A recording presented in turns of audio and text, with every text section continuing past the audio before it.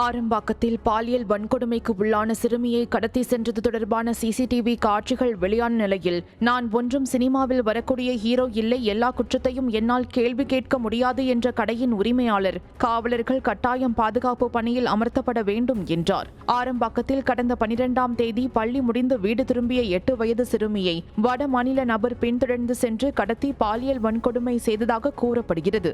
சிறுமியை கடத்தி செல்வது அங்கிருந்த கடையில் வைக்கப்பட்டிருந்த கண்காணிப்பு கேமராவில் பதிவாகி இருந்தது. என்ன கேட்டா 24 ஹவர்ஸ் யூனிஃபார்மோட ஒரு ஆர்பிஎஃப் நிக்கணும். இந்த பக்கம் அப்சல், இந்த பக்கம் இந்த பக்கம் அந்த பக்கம் கல்லேரிமேடு, வால்கார்மேடு இதெல்லாம் இருக்குது. எல்லாமே ஒதுக்குமுறமான பகுதி தான். யார் வராங்க யார் போறாங்கலாம் இப்போ நான் போய் தனியாக கேட்க முடியாது. 4 அக்யூஸ்ட் இருப்பான், நான் கேட்க முடியாது. சினிமாவில் வர ஹீரோலாம் கிடையாது, பயந்து தான் போய் நிற்கணும். ஆனால் யூனிஃபார்மோட ஒரு காவல்துறை அதிகாரி பைக்கில் வந்து போனார்னா எப்பேற்பட்ட அக்யூஸ்டாக இருந்தாலும் பயப்படுவான்.